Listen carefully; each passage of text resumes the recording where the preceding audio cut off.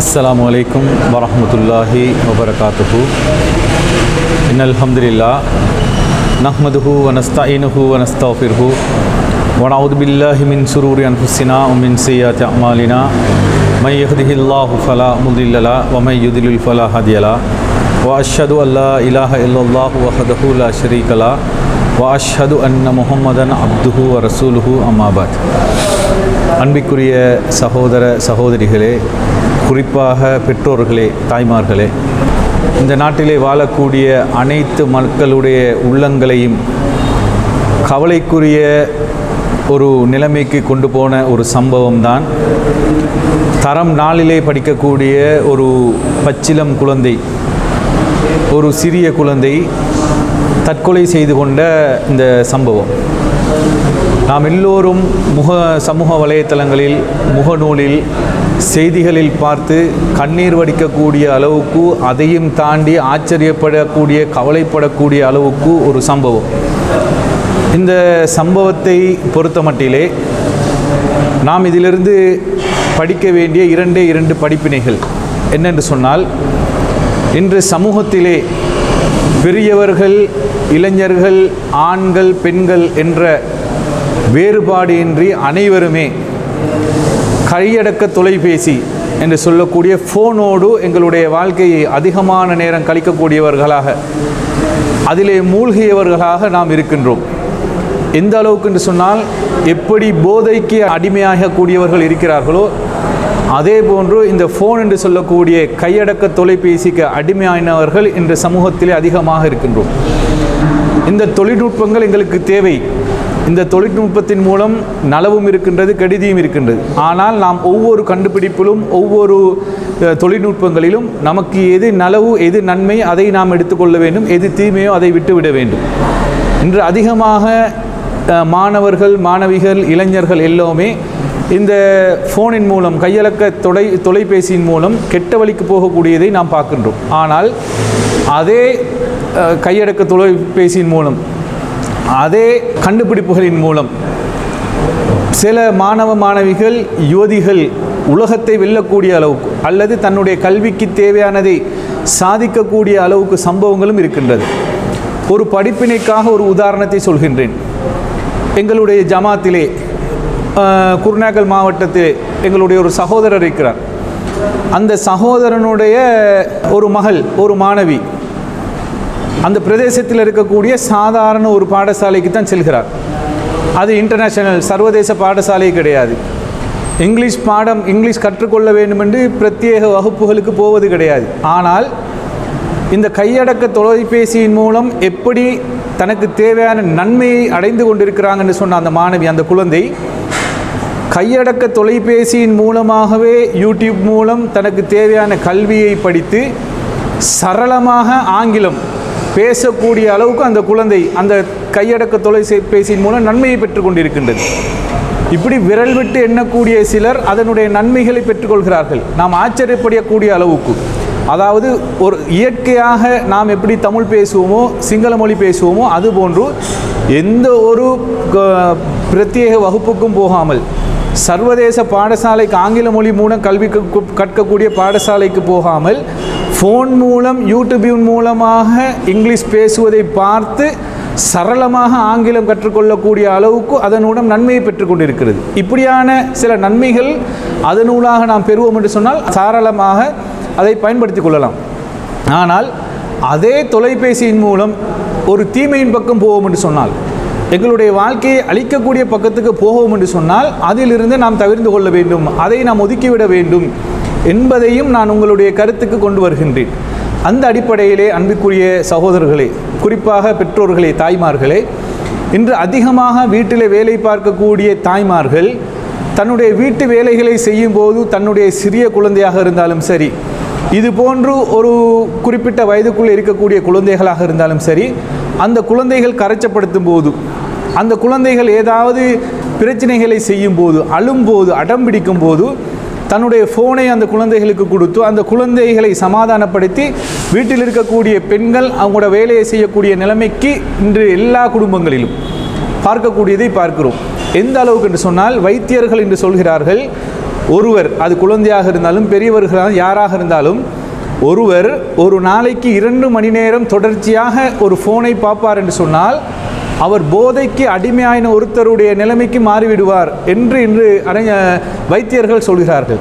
அப்படியெல்லாம் இருக்கும்போது நாம் இந்த சிறிய குழந்தைகளுக்கு சிறு வயதிலிருந்து இந்த ஃபோன்களை கையடக்க தொலைபேசியிலே கொடுத்து அதன் மூலம் அவர்கள் அந்த ஃபோனில் பார்க்கக்கூடிய சில விடயங்களுக்கு, அது கார்ட்டூனாக இருக்கலாம், பாடலாக இருக்கலாம், வேறு காட்சிகளாக இருக்கலாம், திரைப்படமாக இருக்கலாம், இதுக்கு அடிமையாகும் போது எந்த ஒரு கவலையான ஒரு சம்பவத்தை பார்த்தோமோ அது போன்று சில சம்பவங்களை நாம் பார்க்கக்கூடிய ஒரு கவலையான ஒரு சம்பவம் நடப்பதற்கு எந்த ஒரு முகாந்திரமும் இல்லை என்று இல்லை. அப்படி இருக்கும்போது பாருங்கள், அந்த குழந்தை மரணித்ததுக்குரிய காரணம் சொல்லும்போது 2 காரணம் சொல்கிறார்கள். 2 காரணமும் அந்த ஃபோனின் மூலம் வந்தது. முதலாவதாக, ஒரு 8 வயது தரம் 4 படிக்கக்கூடிய ஒரு குழந்தை தற்கொலை செய்து கொள்வது இப்படிதான் என்று கற்றுக்கொண்டது அந்த ஃபோனின் மூலம். அந்த ஃபோனின் மூலம் பார்த்த சில காட்சிகள், அந்த ஃபோனில் பார்த்த சில கார்ட்டூனாக இருக்கலாம், படங்களாக இருக்கலாம், அந்த குழந்தை தற்கொலை செய்து கொள்வதற்கு இது ஒரு வழி என்பதை கற்றுக்கொண்டது அந்த ஃபோனின் மூலம். இரண்டாவது, அந்த குழந்தை தற்கொலை செய்து கொள்வதற்கு காரணமும் அந்த ஃபோன் தான். என்னென்று சொன்னால், தன்னுடைய தாய் அந்த ஃபோனை கொடுப்பதற்கு மறுத்த சந்தர்ப்பத்தில் ஏற்பட்ட கோபம், விரக்தியின் காரணமாக ஒரு 8 வயது அல்லது 9 வயது தரம் 4 படிக்கக்கூடிய ஒரு குழந்தை ஆத்திரப்பட்டு கோபப்பட்டு அந்த தற்கொலைக்கு போவதற்கும் காரணம் அந்த ஃபோன் தான் என்று சொன்னால், இதில் நாம் படிக்க வேண்டிய படிப்பிலே அதிகமாக இருக்கின்றது சகோதரர்களே, குறிப்பாக தாய்மார்களே. எங்களுடைய இந்த சொத்துக்கள், குழந்தை என்பது எதிர்கால, இந்த நாட்டினுடைய எதிர்கால சொத்து. உங்களுடைய வாரிசுகள் நாளை மறுமையில் அல்லாஹ் தஆலா உங்களிடம் நிச்சயமாக கேட்பான். குழந்தை இல்லாதவர்கள் பல பேர் இருக்கும்போது உனக்கு அழகான ஒரு குழந்தையை தந்தேனே, அந்த குழந்தையை நீ சரியான முறையில் பராமரித்தாயா, சரியான முறையில் நீ பாதுகாத்தாயா என்று கேட்கும்போது இதற்கு நாம் அல்லாஹ்விடம் பதில் சொல்லியே ஆக வேண்டும்.